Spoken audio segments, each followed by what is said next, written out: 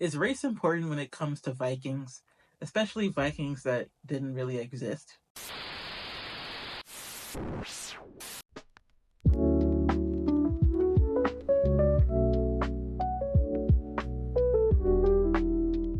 Hi, I'm Monique, and today we're going to talk about How to Train Your Dragon, or rather the live-action version of How to Train Your Dragon, and the controversy around Nico Parker being Astrid in this movie. I feel like it is much ado about nothing, as a lot of these hissy fits over hashtag woke or whatever stuff is. There's nothing wrong with Nico Parker playing Astrid. First, let's just talk about what I think should be the elephant in the room, the fact that Astrid was never voiced by a Norwegian person to begin with.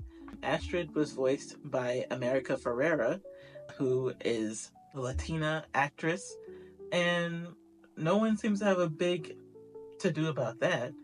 Even when the movie came out, the original animated movie, no one talked about the fact that America Ferrera was providing a voice of a Viking. But now that Nico Parker is playing the role in the live action movie, there's a huge problem. First of all, I think we know why. It's because she has black ancestry. She's the daughter of Tendiwe Newton. I believe that's how you say her full correct name.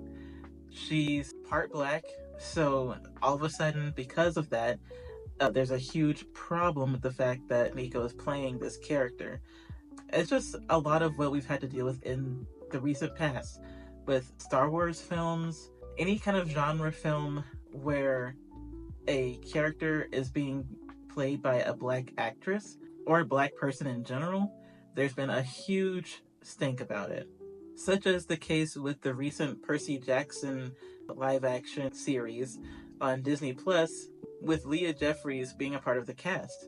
Her character initially was a white girl in the movie and in the books, but the author of the Percy Jackson novels himself took to social media when the huge firestorm happened of people getting on this girl about being a part of this show, and he put out a huge letter basically telling people who are against this girl to lay off and to stop being bullies, which is what needs to happen. There's just too much going on with these online bullies trying to assert their white dominance, I guess, over actors who simply want to play characters in a popular show or movie.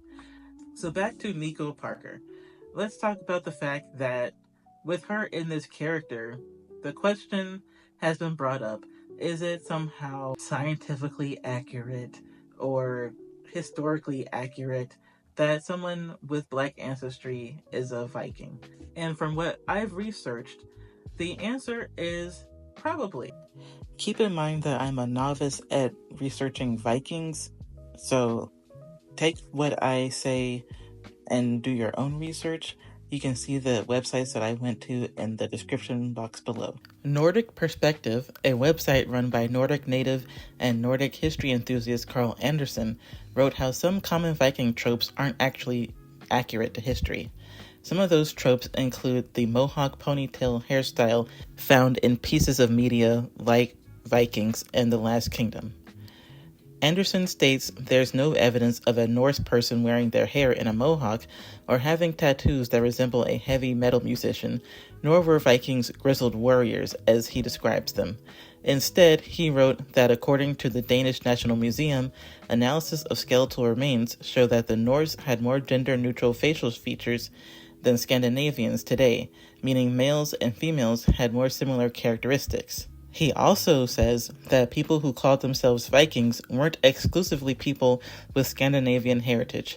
The original meaning of the word means pirate, and that means you could be of another ancestry and still call yourself a Viking.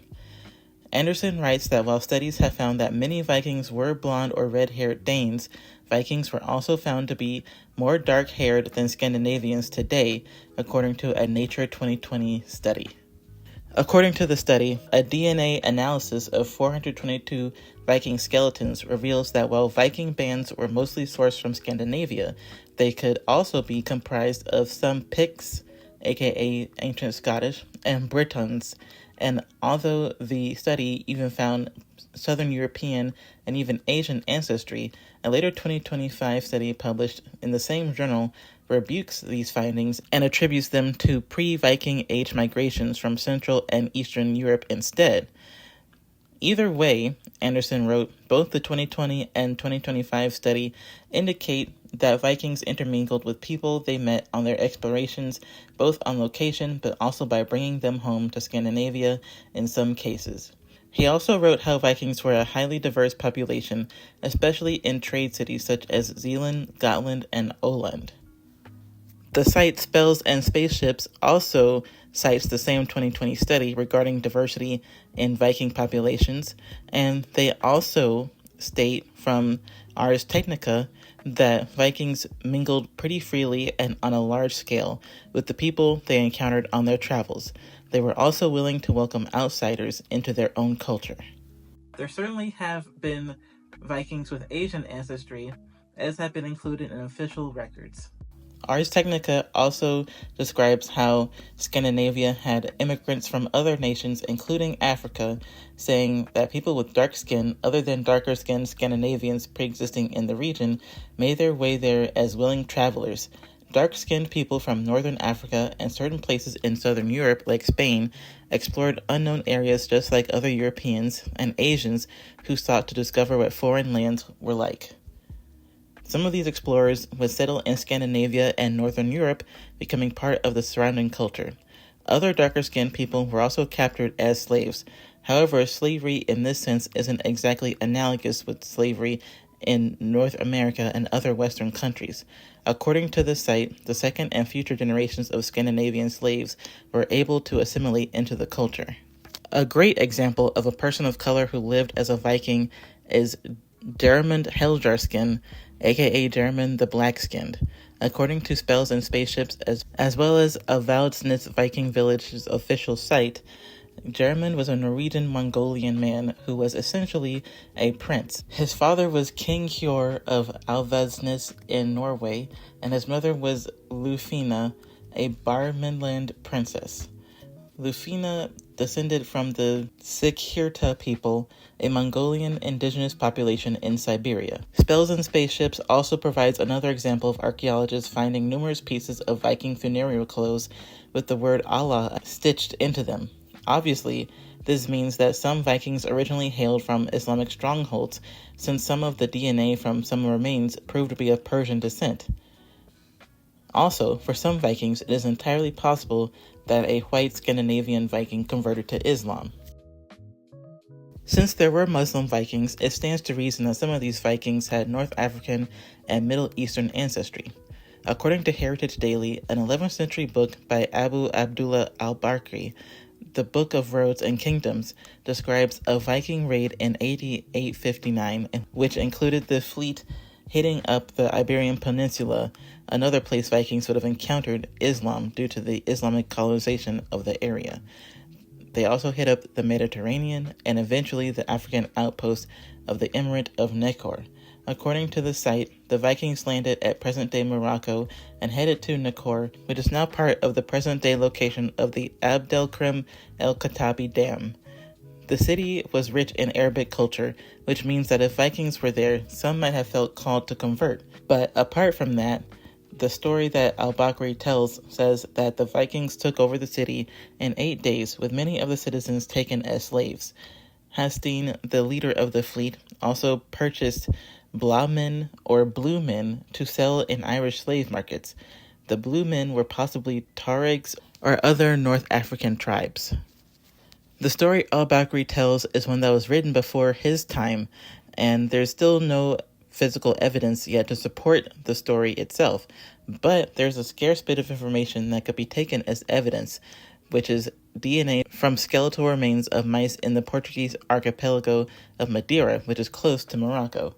According to a study, the mice's mitochondrial DNA share similarities with other mice in Scandinavia and northern Germany. The evidence suggests that the mice could have been transported to Portugal on a Viking ship, and when the ship landed in Madeira, the mice eventually colonized the area. There are also other stories before and after al-Bakri's time that seem to suggest that Vikings did come to Africa, and the Viking Herald reports on an 11th century Irish text called the Fragmentary Annals of Ireland that claims that the reason why many North Africans were brought to Britain was because of Vikings, the very Viking raid that al-Bakri talks about. Also, a 9th century account, the Chronicle of Alfonso III, describes Northman pirates who attacked Nekor, adding that they killed a vast number of Muslims. Also, as recent as 2013, archaeologists analyzed a human skull found by a group of boys who happened to be at the River Colne in Fairford, England, an area known to be a Viking camp between the mid-9th to early 11th centuries. The skull turned out to be that of an 18 to 24-year-old sub-Saharan African woman. The other two skeletal remains found in the area were also pointing to sub-Saharan and North African origins. So what does all of this mean? It means that it's impossible to rule out that there weren't ever Vikings with African heritage.